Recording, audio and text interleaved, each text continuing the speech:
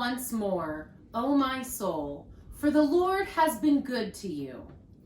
For you, O Lord, have delivered my soul from death, my eyes from tears, my feet from stumbling. If I say my foot is slipping, your faithful love will support me, Lord. When I am filled with cares, your comfort brings me joy. My soul finds rest in God alone. I will both lie down and sleep in peace. For you alone, Lord, make me live in safety.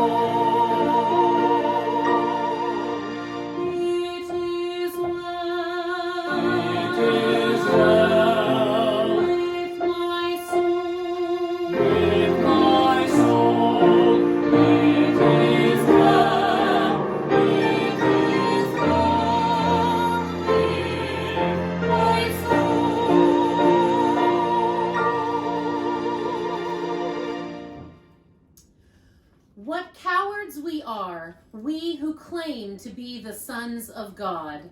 How tasteless is our faith in an insecure and faithless world. The pressures are increasing. The old props are falling away. Many of the traditions and standards we held so dear are no longer relevant in our rapidly changing society. Even the proclamations and exhortations of the prophecies and promises that excited and supported us in our youth sound hollow and empty, frightfully inadequate in these times in which we live. The little boxes we wrapped around our God are breaking up. We can no longer hold on to him in our expanding, exploding universe. What cowards we are, we who claim to be the sons of God. We don't have to be afraid. Let us have faith in God.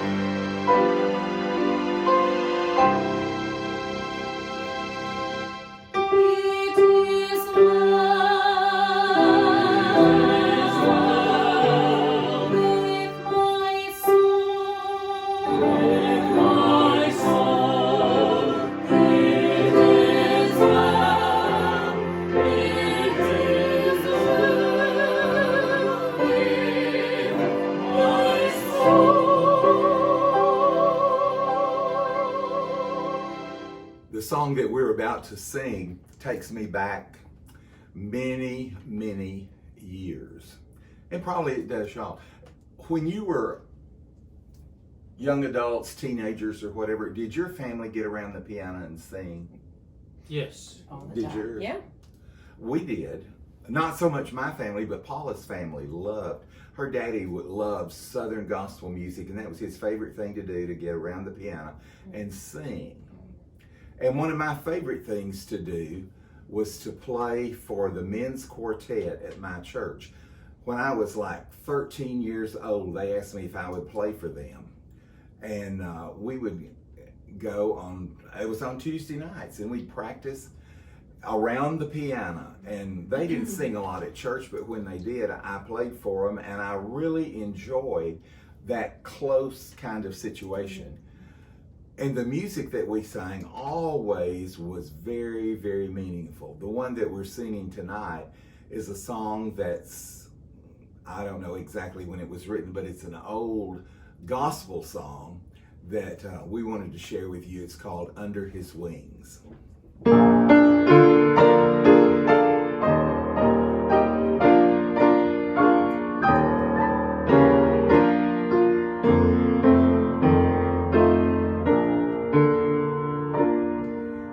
Under his wings I am safely abiding, though the night deepens and tempests are wild. Still I can trust him, I know he will keep me.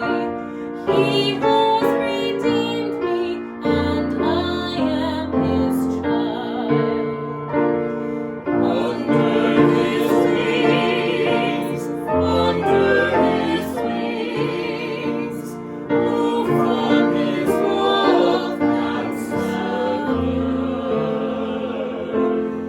Under his wings, my soul shall abide, safely abide forever.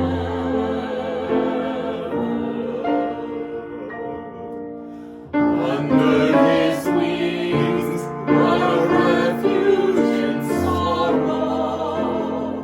How the heart yearning turns to his rest.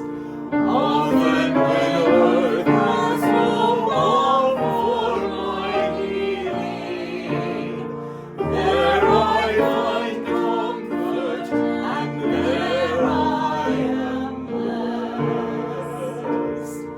Under his wings, who from his love can secure.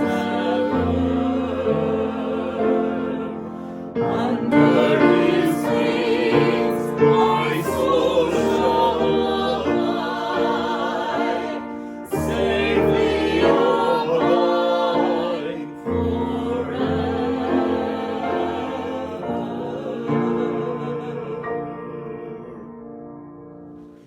As we continue today, our sermon series, Songs for the Journey, we read today from Psalm 124 from Eugene Peterson's The Message, and it is also Eugene Peterson's book, A Long Obedience in the Same Direction, that I have used a lot in preparing and being inspired for and being informed by for this particular sermon series. This is Psalm 124 from The Message. If God hadn't been for us, all together now, Israel, sing out. If God hadn't been for us, when everyone went against us, we would have been swallowed alive by their violent anger, swept away by the flood of rage, drowned in the torrent. We would have lost our lives in the wild, raging water. Oh, blessed be God. He didn't go off and leave us. He didn't abandon us defenseless, helpless, as a rabbit in a pack of snarling dogs. We've flown free from their fangs, free of their traps, free as a bird. Their grip is broken.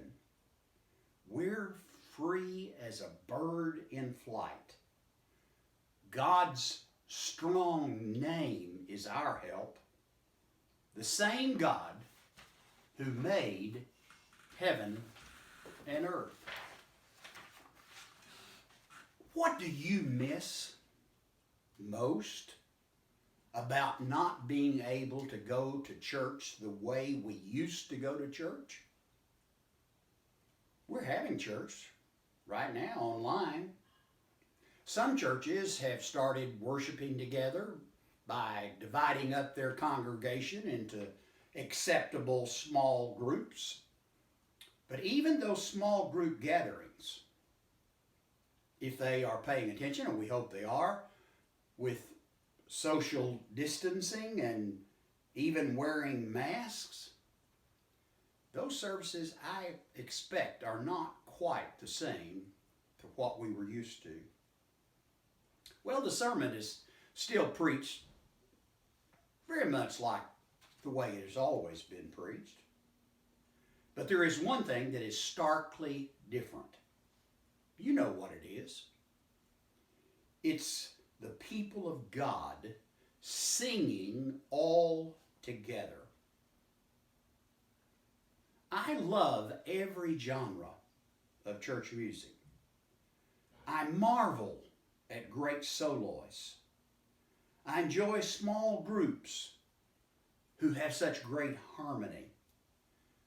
But what I miss most about going to church is the singing by choirs and congregations. I've always stated my preference to the music ministers that I've worked with across the years, that I typically like to preach after the choir sings. The second line in our text, all together now, Israel, sing out. I have had the incredible privilege on occasion of preaching after some great choirs with sometimes well over 100 voices. One preacher said about that kind of opportunity, if you can't preach after that, you don't have any preach in you. I share the excitement of this writer as he writes these words, all together, sing out. Sing about the God who is for us. Those words sound so very simple, but those words are so very profound. God is always for us. The writer goes on to list all the things that he can think of and the ways that God is for us. God is with us, he says. He does not abandon us. He stays with us when we are the object of others' anger and wrath. He keeps us from being swept away by the flood and drowned in the torrent.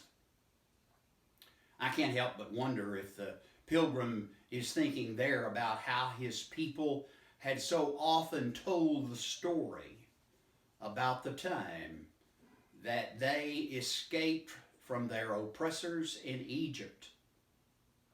But how at the beginning of their journey of escape, they were backed up against a river with the Egyptian armies coming from the other direction. And God parted the waters, and they escaped. We, the writer says, would have lost our lives in the wild, raging waters. But oh, bless God, He did not go off and leave us. Like a rabbit or a bird, we would have been caught in a trap, but the grip is broken and we fly away free. Now, someone right now likely is thinking, now wait a minute, that's not always true.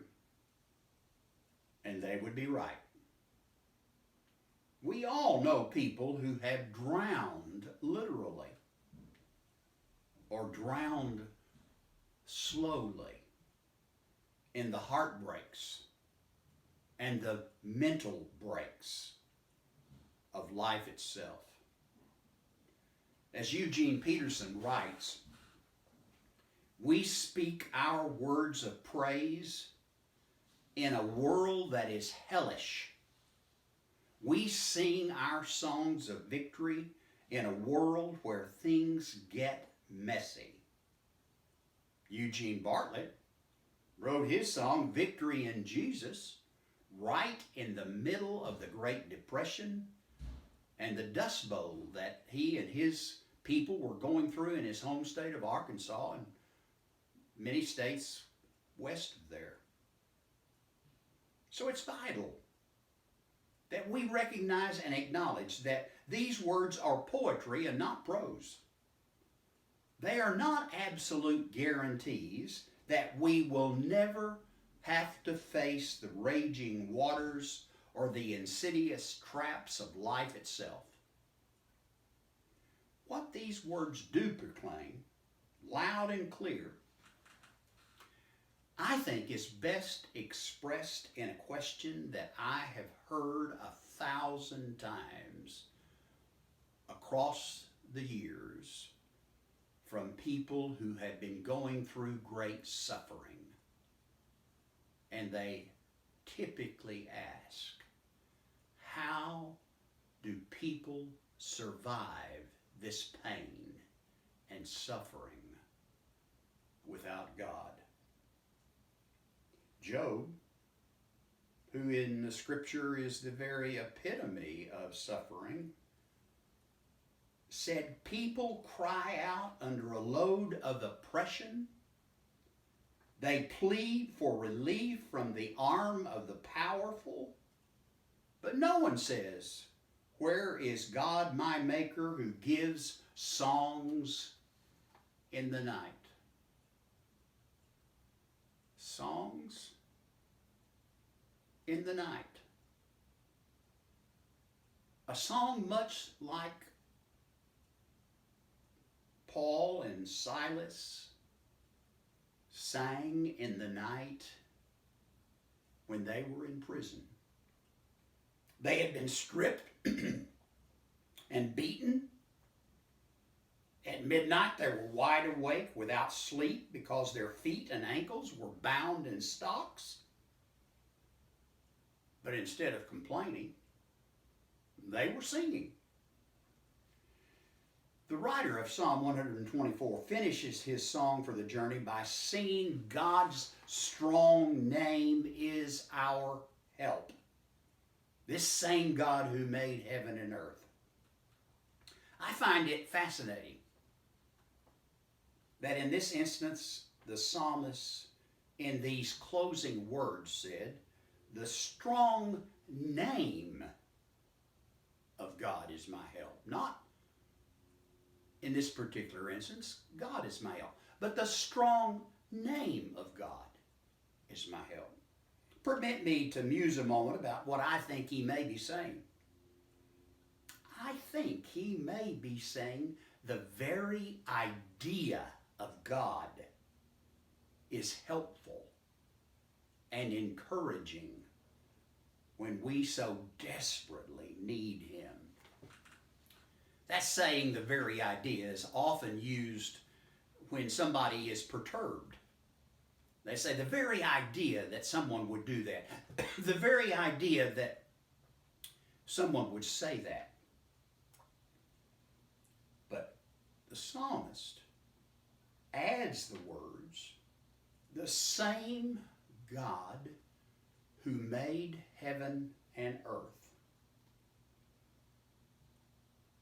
And from that God, we find our needs met in our time of suffering.